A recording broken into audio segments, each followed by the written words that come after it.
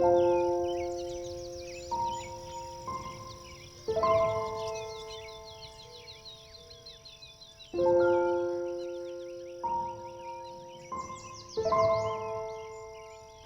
I've been practicing yoga since, I'd say, probably around 2001.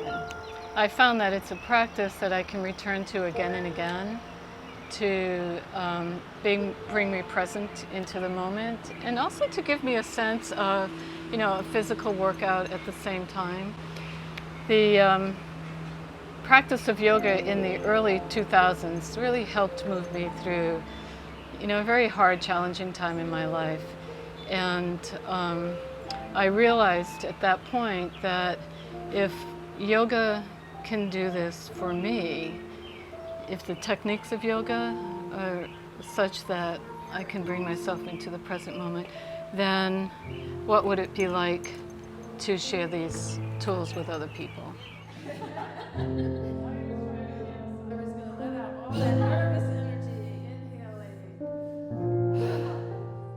I also later went through a pretty difficult time in my life, and I think if it wasn't for yoga, I really don't know where I'd be right now. It kept me going day to day. It was just something that I just really needed.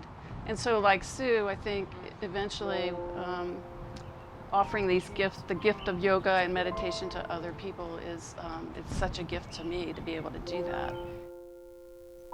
Our yoga practice is really a practice to create spaciousness in the body, in the mind, and in the heart. We were both getting closer to retirement age and started dreaming about what do we want to do when we retire. And we should set up a coffee shop or a bookstore. And then it became clear to us that what we really wanted to do was to teach yoga together. And then coming back into a neutral and point and flex the foot. Create some circles with the... I think we were both inspired by the yoga that was happening in prison, especially in San Quentin with the prison yoga project. But my background in the court system, I've been a federal court reporter for 30 years, and I have seen the impact of the war against drugs and the length of sentences, and it just felt right to do something on the other side of that, for me personally. Softening the knees to inhale, lift the arms, open the heart, exhale hands. I always seem to follow people that I should never followed, and everything ended up just wrong. In my previous work with survivors of domestic violence, I worked primarily with victims and did a lot of policy work in the state around how to hold offenders accountable. Inhale, lengthen. I wondered how I would be working with offenders. Draw the left-footed. And then came back to the mission statement and also to the notion that we're kindred spirits, all of us. So perhaps cultivating the spaciousness in the body, the mind, and the heart through the breath. I have been in jail this time for almost 2 years, going right at 18 months exactly. We've had really good support from almost everybody that we've talked with. When we initially brought the idea to the West Virginia Division of Corrections, we would be hard-pressed to think that anybody could have more support than what we had. So Commissioner Rubenstein was really supportive. He has his own practice of yoga, and he understood through his own experience the benefit. He agreed to set up a meeting with the wardens at different places, respective wardens, came with us, and the wardens were equally supportive. We've been very fortunate that way to have easy access into the system, where other states, I think it's a little bit more of a barrier. And then gently bringing the back knee down, opening the top of the foot, lift the arms. The arms can be separated or you can bring the palms together, that's your choice. as you exhale into a back bend. Steady breath. So stay with your breath. And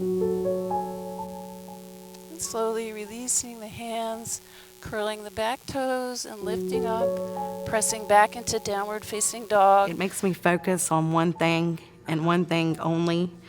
My mind doesn't race or move around. On the next exhale, drop the left palm onto the thigh, turn the right palm up, sweep that right arm up as you keep sinking into the right knee. Exalted warrior. What's funny is I used it the day before I went into the parole board, my breathing, and it calmed me down, it relaxed me. So it's very peaceful, very relaxing. I plan on continuing to do this whether I'm here or not here, even when I go home. And then exhale, slowly release. Lift the right arm and the left leg. Exhale, release. Sweep the arms alongside the torso. Lift the torso. Extend out through the arms. Stay like this. I walk out with my heart so open and so full. I feel like I'm getting so much more back, from that connection than what I have to give. It's just pretty amazing. Slowly lower the torso all the way down. 3 full breaths. Doesn't matter which way you're facing. Exhale, release. Come back into plank. And then on the next inhale, draw the torso forward. Begin to bend the elbows and slowly lower the torso all the way down. Arms alongside the torso. Rest one cheek on the mat and just release. Emotionally, I just think of me at a beach, riding a horse. I take all my worries, all my stress, all my pain, and just put it all into yoga. And just after the class is done, it just makes me feel so much better about myself, knowing that I just sat there for that hour to do this. I don't know, it just makes me feel really, really good about it.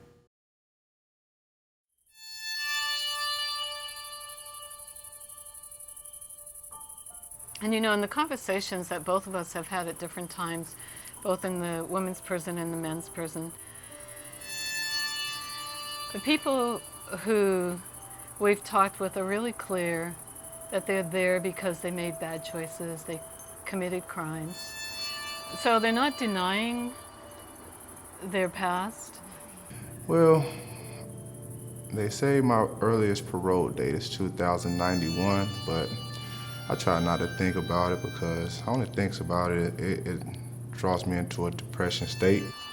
But many of them are seeing the practice as something to help them be with who they are right now in their lives. And truly, that's the most any one of us can do. It's sort of twofold. It's been a blessing to me spiritually as well as physically. Spiritually, it's allowed me to grow inside and find myself a little more. And physically, it's taken my body and pretty much transformed it because I was getting those nagging injuries from lifting weights. And then let us celebrate these intentions by joining together in the sound of Om. Inhale.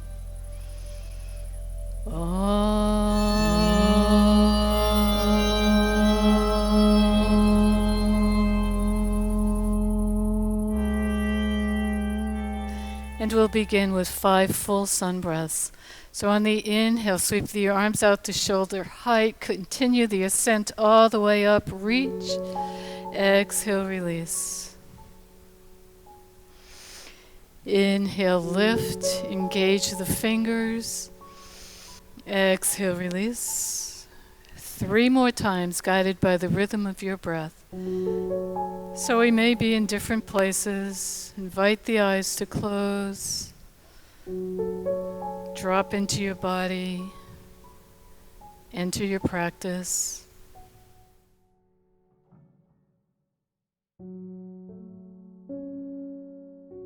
Inhale back to center. Exhale over to the other side. Same thing here. Breathe into the left rib cage, toes pointing towards the front of the room. Hands on the hips, draw the elbows towards each other. Lift the sternum. And on the next exhale, tuck the tailbone, round the spine, draw the chin towards the chest. And then on the next inhale, tilt the tailbone, drop the belly, lift the gaze. Yoga has been, I can almost say a godsend. You know, it's something that just gives me an opportunity to relax and get away from everything for this 1 hour a week that we do. And I get that hour and I totally just go away. You're aligning your shoulders with that extended leg, so you might be facing the bent knee. Inhaling the right arm up, and then this is a side stretch. So this is with the legs straight, the feet are flexed, and once again lifting the arms, lengthening. So I invite you to just come a little bit forward, not too much. Just pause. If it's starting to feel like it's not feeling too well, just back up. Stay here and begin to lower the arms, keeping the back where it is. So the arms come to the shins or the feet or the mat. Open the heart, lengthen with the breath, and as you exhale, you might go a little further, you might not. Honor your body. Nice. Finding a little softness in your face, your shoulders, steady gaze. Bringing the back hand down and slowly lifting into reverse warrior so the left hand comes up. Nice. That's it. So the conversations with the adults who are incarcerated have helped us understand and experience the real benefits of yoga in their lives and decreasing stress and helping them to be more attentive to what's happening, awareness of other people, developing self-respect. And I think in addition to that, that 1 hour or hour and 15 minutes that they come to class once a week is a time that they don't have to look over their shoulder, that they can really be with themselves and find that relaxation. There's a lot of comments about how relaxing it is for them, and they feel peaceful and calm in an environment that's not peaceful or calm. I do my best to give praise to God at all times. And you know, I'm a devout Muslim, and I love yoga, and I take yoga as an opportunity to really relax and call on the higher power, and it's soothing to me. I think one of the things that we wanted most was to offer tools for adults who are incarcerated where they could move inside themselves and find the freedom within themselves to be who they are. Every single day I encourage people, you need to go to yoga. It's you know, it will help you. You know, I try to, if I could get the whole compound to do it, I would. If I can go around and try to encourage every person here to do it, I would. We're just now starting to talk about how to expand so that we can bring yoga to other state prisons. Not physically, Sue and I, because we can't travel all over the state, but it's just a conversation we're starting to have about training perhaps other yoga teachers who might want to also offer their services. And so that's probably going to be our next step. Now the big vision of having the practice of yoga and meditation in every single correctional facility in the state. So we hope we're moving towards that.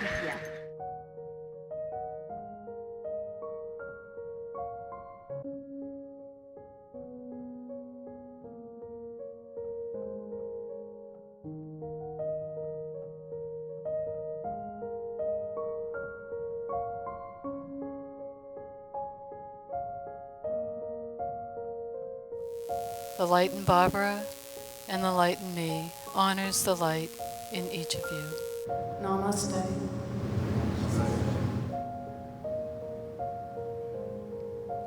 Namaste. Namaste.